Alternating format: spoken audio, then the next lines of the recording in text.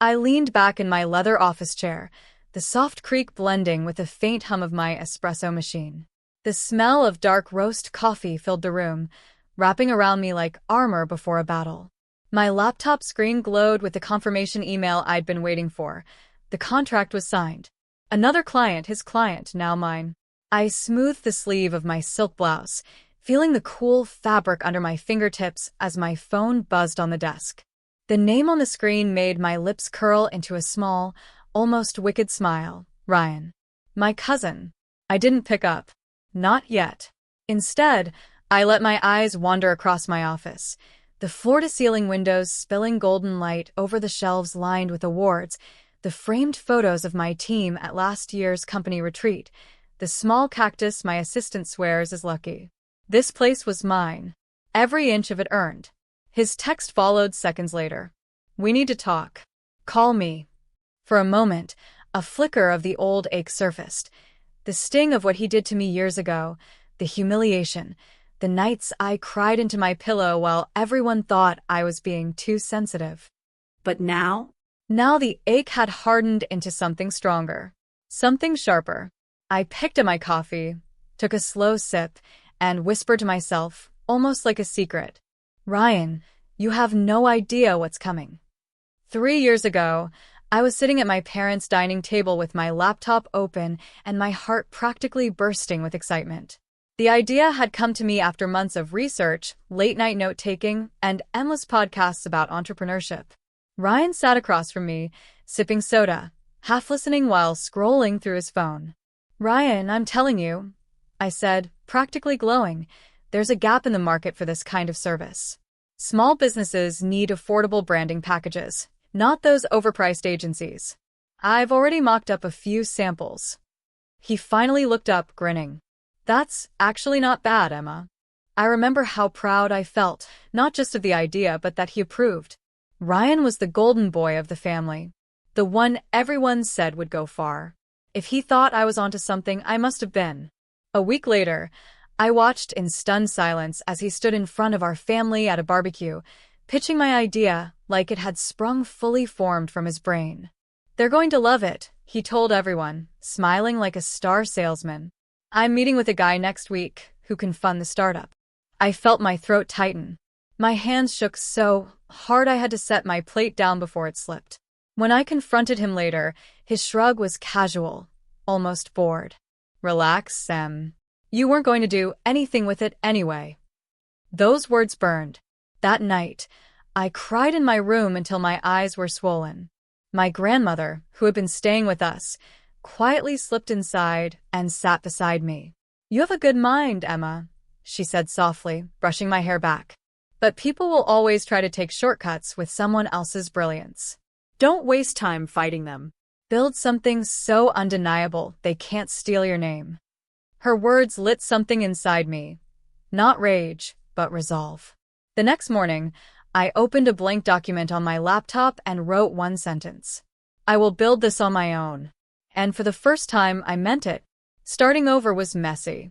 I didn't have funding, a fancy office, or even a clue about taxes. What I did have was a stubborn streak and my grandmother's words echoing in my ears like a battle cry. I turned my tiny apartment into my first workspace. The kitchen table became my desk, and my couch became my brainstorming corner. I worked nights after my part-time job, fueled by instant noodles and too much coffee. There were moments I almost gave up, like the time my first potential client ghosted me after 2 weeks of back-and-forth emails, or when my laptop crashed the night before a proposal deadline.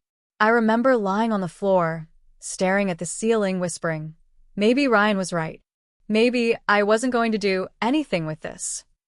But every time doubt crept in, I remembered my grandmother's hand brushing my hair back, the quiet strength in her voice. My first break came from a woman named Claire, a seasoned marketing consultant I met at a networking event I almost skipped. I was standing awkwardly near the coffee table when she struck up a conversation. You have good ideas, she said after I nervously explained my concept. Send me your portfolio. I didn't even have a portfolio, but I stayed up all night making one. Claire became my first mentor. She didn't baby me, but she believed in me. Under her guidance, I learned how to pitch, how to price my work, and most importantly, how to value myself. Slowly, things started to shift. My first paying client was a small bakery that needed a logo refresh. The check was tiny, but when I held it in my hands, I cried. More clients followed: a local florist, a boutique fitness studio, a small real estate firm. Each project taught me something new. I stopped telling my family every detail. After Ryan's betrayal, I didn't want anyone's input, praise, or criticism. When they asked how I was doing, I'd just smile and say, busy. And I was. By the end of the second year, my kitchen table business had grown enough for me to rent a shared office space. A year later, I had a small team, 2 designers, 1 project manager, and a social media specialist. We were profitable, we were happy, and we were under the radar. No family member had visited my office. Ryan still thought of me as the cousin who dabbled in freelancing. He had no idea that while his reputation in the industry was slipping, thanks to poor management and overpromising, my company was quietly becoming the go-to agency for several of his former clients. And I wasn't about to correct him. Not yet. When Ryan finally showed up at my office, I almost laughed at the irony. I had just finished signing a contract with another one of his ex-clients, a high-profile fitness brand he'd lost after missing deadlines, when my assistant buzzed me. Emma, there's a man here to see you. Says it's urgent. Ryan Miller. For a second, my chest tightened. Not from fear, but from memory. Send him in, I said calmly, standing to smooth my blouse.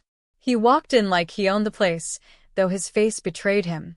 Jaw tight, eyes scanning every corner. Wow, he said, half whistling. Nice office. I let him look around. The space was warm but polished. Floor-to-ceiling windows, sleek desks where my team worked quietly, art I'd collected over the years, my name, Emma Hart Creative, embossed on the frosted glass door. It took him a few seconds to register the name. His brow furrowed. You own this?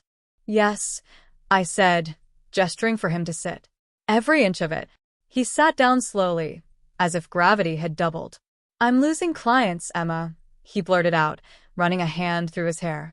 I don't know what's happening. People I've worked with for years are suddenly switching agencies. And now I hear you've been taking them? I finished for him, my voice even. No, Ryan. I didn't take them. They left you. I just gave them a place to go. His mouth opened, but no words came out. Do you remember that day at the barbecue? I asked softly.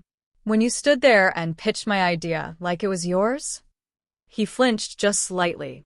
You said I wasn't going to do anything with it, that I should relax. Emma, No. I cut in, my voice firm now. You don't get to rewrite history. You took something from me when I was vulnerable. You humiliated me. But instead of letting it destroy me, I built something better. Stronger. Mine. I watched his expression shift from guilt to disbelief as he looked around again, at my team, at the framed awards, at the wall where our biggest clients' logos were displayed. You did all this on your own? With help, I said honestly. But yes, every late night, every contract, every client win, I earned it. Quietly, while you were busy burning bridges. He sank back in his chair, stunned. Ryan, I said, leaning forward, I didn't set out to take anything from you. But I won't apologize for being good at what I do. Silence stretched between us. My assistant knocked softly and slipped a folder onto my desk, the signed contract I had just closed. Another one? Ryan asked bitterly. Yes, I said, meeting his eyes. Another one. He stared at the floor for a long moment. I guess I underestimated you. A slow, almost sad smile curved my lips. Yes, you did. Ryan looked smaller than I had ever seen him, not physically, but in spirit. For years he had been the loudest voice in every room, the cousin everyone pointed to when they wanted an example of success. Now he sat across from me, humbled. What do you want me to say, Emma? He asked finally, rubbing the back of his neck. I screwed up. I took advantage of you. But I can't fix it if I don't have any clients left. I folded my hands on the desk, letting the weight of the moment settle. I don't want an apology, I said. I want change. He frowned. Change? Yes. I leaned forward, my voice firm but calm. You need to stop cutting corners, stop chasing easy money, and stop using people. If you want to rebuild your reputation, start by earning it back, honestly. He shifted uncomfortably. That's not easy in this business. Neither was what I did, I said, gesturing around us. But I did it anyway. If you're willing to do the work, I'll refer a couple of small clients your way. On one condition, you collaborate fairly. You credit your team. You deliver on time. No excuses. His eyebrows shot up. You'd actually help me after everything I...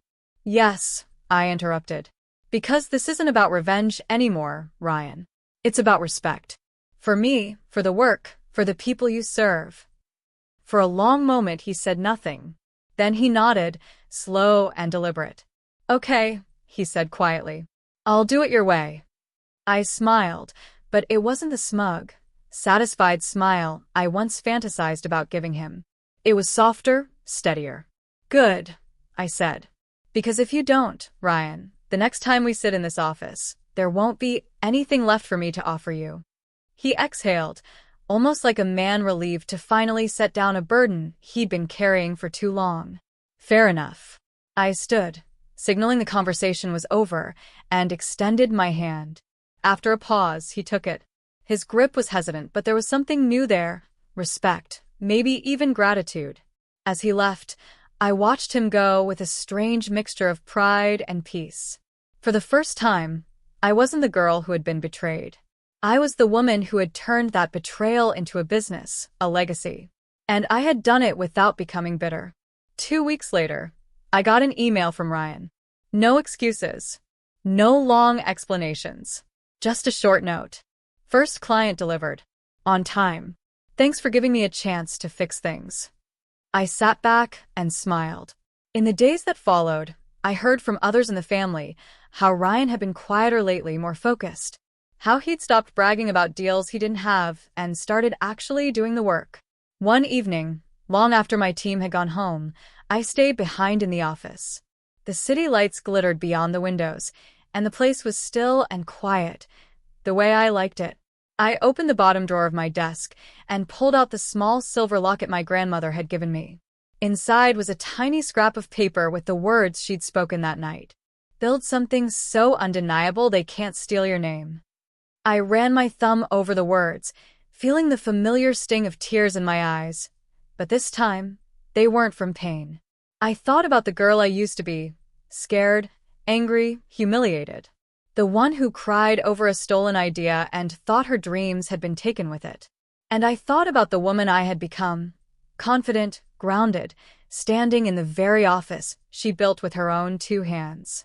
Ryan hadn't just taken my idea all those years ago. He had given me the push I needed to stop waiting for permission and start building a life I could be proud of. I placed the locket back in the drawer and stood, taking one last look around the office. Tomorrow there would be new clients to win, new campaigns to launch, new challenges to face. But tonight, I let myself savor it, the quiet victory, the peace that comes when you know you didn't just survive. You won.